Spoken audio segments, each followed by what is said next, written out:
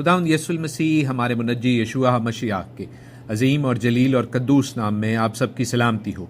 नबियों की कहानी बाइबल स्टडी प्रोग्राम के साथ हारून खान आपकी खिदमत में हाजिर है और हम खुदावंद के पाक कलाम में से बाइबल मुकद्दस में से रेवलेशन की मुकाशवा की किताब को सीख रहे हैं। आज उसके दूसरे बाब के हवाले से छठा प्रोग्राम है, सेकंड चैप्टर के हवाले से सिक्स्थ प्रोग्राम है। खुदावंद की शुक्रगुजारी करते हैं आप सबों के लिए जो खुदावंद के पाक कलाम से बाइबल मुकद्दस से बरकत पा रहे हैं। इस सीरीज से, नबियों की कहानी से, रेवलेशन के प्रोग्राम से, मुकाशवा के प्रोग्राम से बरकत पा रहे हैं। अपनी ज़िंदगियों में खुदावंद की बरकत को रिसीव कर रहे हैं और इस बरकत को, इस ब्लेसिंग को, इस प्रोग्राम को आगे अपने बहन भाइयों के साथ भी शेयर कर रहे हैं।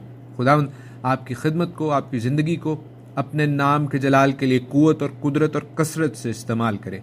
आए अजीज़ों, अपनी ज़िंदगियों को कुछ देर के लिए दुनिया के झंझटों से, दुनिया की प्रॉब्लम से हटाकर खुदावंद के कलाम पर मरकूज़ करें। Let's focus our lives, our years, our hearts, अपने दिलों को खुदावंद के कलाम की जानिब फोकस करें। आज का प्रोग्राम इस हवाले से बहुत अहम है कि हमने चूंकि इफसस की कलीसिया को लिखे गए ख़त को कंप्लीट कर लिया है, उसकी स्टडी को तमाम किया और आज हम जो नेक्स्ट लेटर है, दूसरा ख़त है इस सिलसिले में जो खुदावंद अपनी कलीसियाओं को, ईमानदारों की जमायतों को लिखवा रहे हैं, जो कि स्मरना की कलीसिया के नाम है, उसको पढ़ना, सीखना और उसके हवाले से अपनी ज़िंदगी के लिए जो बातें हैं, जो अहम पॉइंट्स हैं, उनको नोट करना शुरू करेंगे। मैं खुदावंद के पाक कलाम ही में से पढ़ूंगा इस ख़त को और फिर खुदावंद की पाक रूह की हिदायत से और पाक कलाम की रोशनी में हम सीखना शुरू करेंगे। मुकाशवा की किताब, उसका दूसरा बाब 8वीं आयत से बाब की 11वीं आयत तक, रेवलेशन 2:8-11। और स्मरना की कलीसिया के फरिश्ता को ये लिख कि जो अव्वल और आखिर है और जो मर गया था और जो जिंदा हुआ है, वो ये फरमाता है कि मैं तेरी मुसीबत और गरीबी को जानता हूँ, मगर तू दौलतमंद है, और जो अपने आप को यहूदी कहते हैं और हैं नहीं बल्कि शैतान की जमायत हैं, उनके लान तान को भी जानता हूँ। जो दुख तुझे सहने होंगे उनसे खौफ न कर। देखो, इब्लीस तुम में से बाज को कैद में डालने को है ताकि तुम्हारी आजमाइश हो, और 10 दिन तक मुसीबत उठाओगे, जान देने तक भी वफादार रह, तो मैं तुझे जिंदगी का ताज दूंगा। जिसके कान हो वो सुने कि रूह कलीसियाओं से क्या फरमाता है।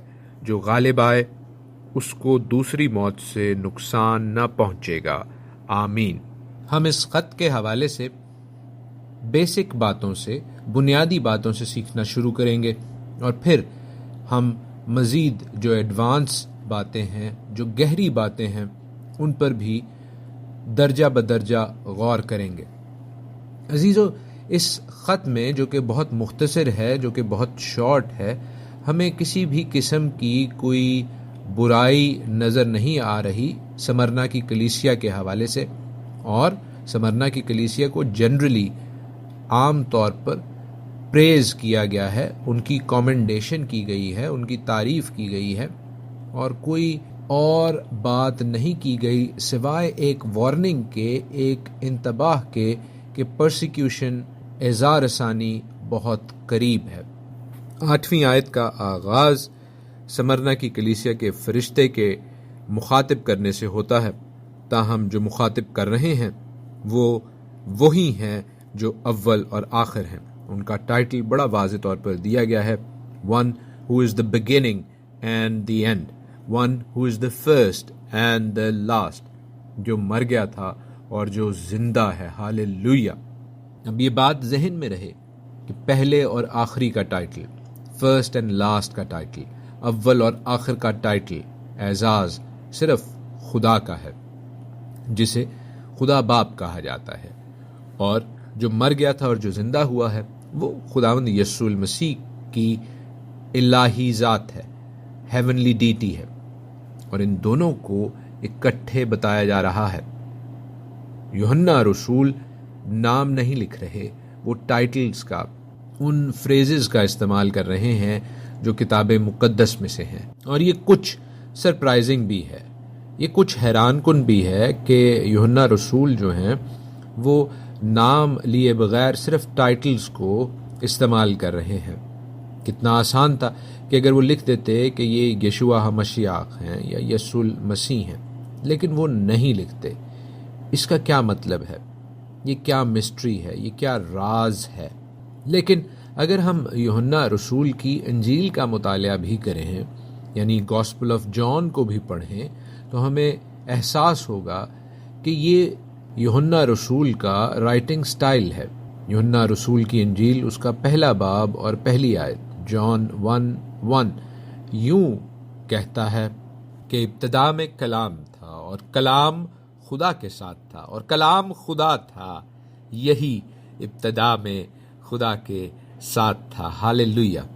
خدا ان کی شکر گزاری کرتے ہیں کہ یہ یوحنا ہی کا رائٹنگ سٹائل ہے، جس سے ہمیں علم ہوتا ہے کہ خدا باپ اور خدا بیٹا ایک ہی ہیں، اور کسی اور نے نہیں بلکہ بیٹے نے باپ کو ظاہر کیا۔ اور عزیزو، ہم نے بھی اسی فیتھ کے ساتھ، اسی ایمان کے ساتھ جس کے ساتھ یوحنا نے یہ سب کچھ لکھا ہے، اس تمام بات کو، اس تمام ڈاکٹرن کو ایز اٹ از قبول کرنا ہے۔ میں کچھ سٹی آف سمرنا کے حوالے سے، سمرنا کے شہر کے حوالے سے آپ کو بتاتا چلوں، کیونکہ جب ہم نے افسس کی کلیسیا کے حوالے سے اس خط کو پڑھا تو میں نے آپ کو افسس کے شہر کے حوالے سے بھی بتایا اور سکھایا۔ سمرنا کا شہر بھی بڑا انٹرسٹنگ ہے۔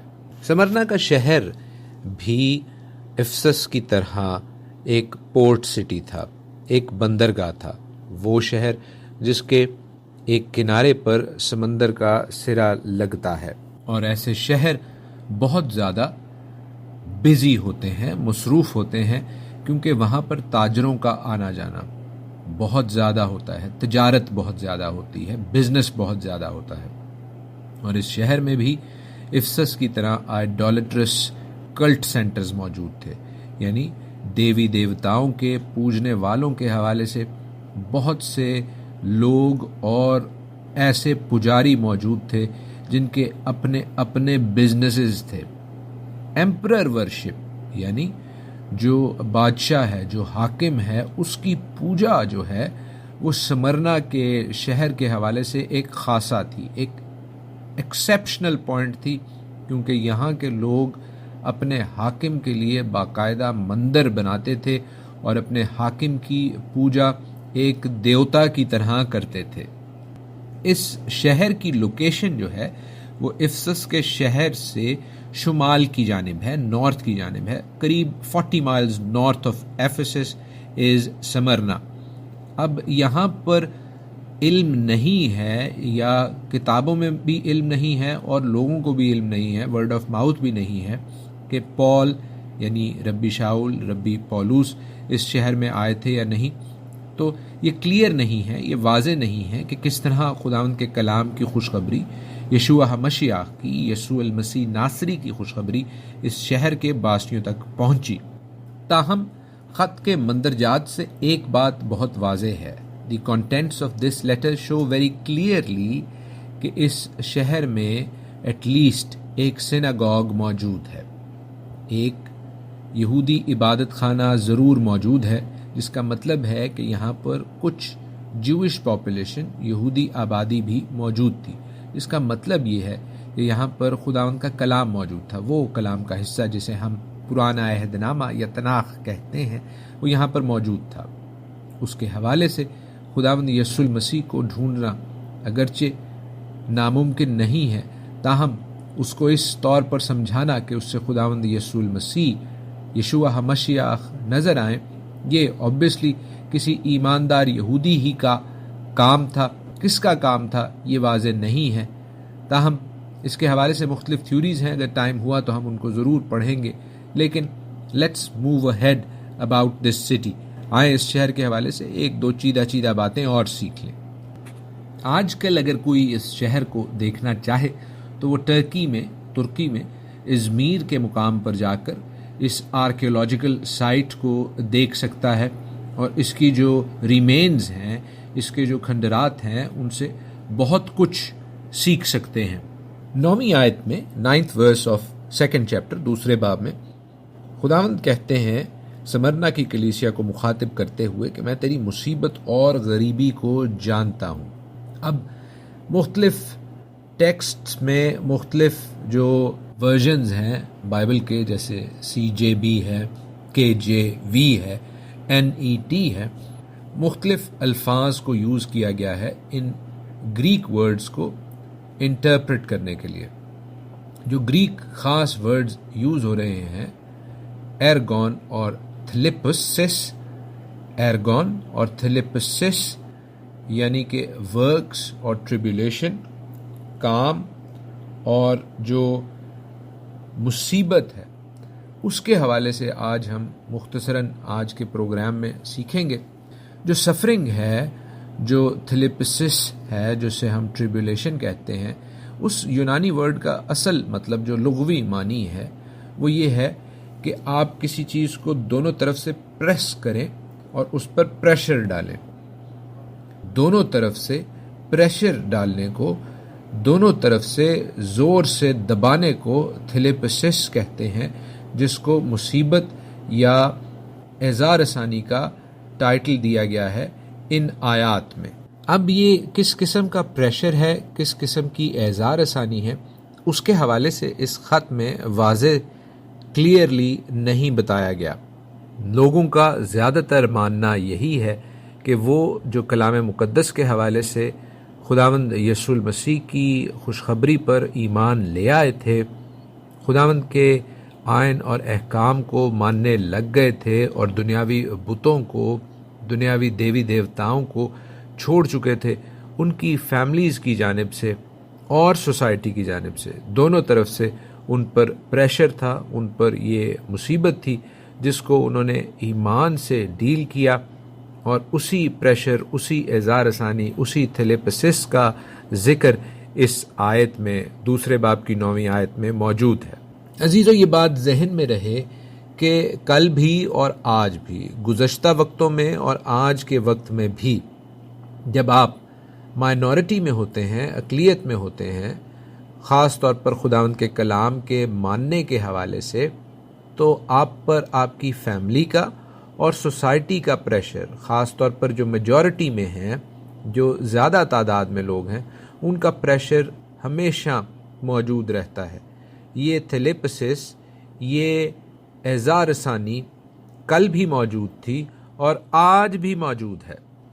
ضروری نہیں ہے کہ کسی کو فزیکلی مارا جائے، اس کو بیٹ اپ کیا جائے، بلکہ کئی دفعہ لوگوں کے تانے میں ہی، لوگوں کی حقارت سے بھری ہوئی باتیں ہی آپ کو پریس کر دیتی ہیں، آپ کو ڈپریس کر دیتی ہیں، آپ کو پریشان کر دیتی ہیں۔ تاہم یہ بات ذہن میں رہے کہ اگر آپ یہ مصیبتیں خداوند کے کلام پر قائم رہنے کی وجہ سے ایکسیپٹ کر رہے ہیں، قبول کر رہے ہیں، فیس کر رہے ہیں، تو اس کا اجر بڑا ہے۔ یہ یونانی لفظ تھلیپسس، یہ گریک ورڈ تھلیپسس، کلام کے اور مختلف حصوں میں بھی استعمال ہوا ہے، اور اینڈ ٹائم ٹریبولیشن کے حوالے سے بھی، آخری زمانے کی مصیبتوں کے حوالے سے بھی استعمال ہوا ہے۔ اس کا ایک ریفرنس میں آپ کو بتائے دیتا ہوں۔ جو سیکھنے والے دوست ہیں، بہن بھائی ہیں، عزیز ہیں، بزرگ ہیں، بچے ہیں، وہ ضرور اس ریفرنس کو نوٹ کریں گے، برکت پائیں گے۔ ریویلیشن 7:14، مکاشفہ کا 7واں باب اور اس کی 14ویں آیت یوں کہتی ہے، میں نے اس سے کہا، آئے خداوند تو ہی جانتا ہے۔ اس نے مجھ سے کہا، یہ وہی ہیں جو اس بڑی مصیبت میں سے نکل کر آئے ہیں اور انہوں نے اپنے جامے برا کے خون سے دھو کر سفید کیے ہیں۔ آمین۔ بڑی مصیبت، great tribulation, they have come out of great tribulation، بڑی مصیبت، بڑا تھلیپسس۔ خداوند دوسرے باب کی 9ویں آیت میں سمرنا کی کلیسیا کے حوالے سے یہ بھی کہتے ہیں کہ وہ ان کی غریبی سے بھی واقف ہیں، ان کی پاورٹی کو بھی جانتے ہیں، مگر در حقیقت وہ امیر ہیں۔ they are rich in reality۔ یہاں پر کیا کمپیئر کیا جا رہا ہے، کیا کنٹراسٹ کیا جا رہا ہے؟ let us look into this۔ آئیں اس بات کے حوالے سے بھی سیکھتے چلیں۔ عزیزو، جب آپ کی فیملی یا آپ کی سوسائٹی آپ پر خداوند کو فالو کرنے کی وجہ سے، خداوند کے کلام پر چلنے کی وجہ سے مصیبتیں لاتی ہے، ڈپریس کرتی ہے، تو یہ بات ذہن میں رہے کہ اس سے آپ کی فزیکل سٹیٹس، آپ کی مٹیریلسٹک سٹیٹس بھی افیکٹ ہوتا ہے. جابز کے حوالے سے، نوکریوں کے حوالے سے آف کورس سمرنا کی یہ کلیسیا دکھ اٹھاتی تھی، تکلیف اٹھاتی تھی، مصیبت اٹھاتی تھی، جس کی وجہ سے موسٹ پروبیبلی زیادہ امکان یہی ہے کہ وہ مٹیریلی پور تھے، وہ دنیا کے سٹینڈرڈ کے حوالے سے غریب لوگ تھے. لیکن اسپرچولی اگر دیکھا جائے، روحانی طور پر دیکھا جائے، تو بے شک ان کے پاس ایمان کی کثرت موجود تھی. انہوں نے دنیا کی غریبی اور مصیبت کو تو برداشت کیا، لیکن وہ خداوند سے دور ہونے کو ہرگز راضی نہیں تھے. اور یہی کانٹیکسٹ ہے، یہی اس آیت کے حصے کی سمجھ ہے جسے ہم نے قبول کرنا ہے، جسے ہم نے ایمان سے ماننا ہے. عزیزو، آج کے لیے اتنا ہی. خداوند آج کے پروگرام سے، اپنے پاک کلام سے آپ کو بہت برکت بخشے. کل کے پروگرام میں ان مشکل الفاظ پر غور کریں گے جنہیں ہر کوئی اپنے مقصد، اپنی سوچ سے انٹرپریٹ کرنے کی کوشش کرتا ہے. خداوند آپ کو بہت برکت بخشیں. آمین.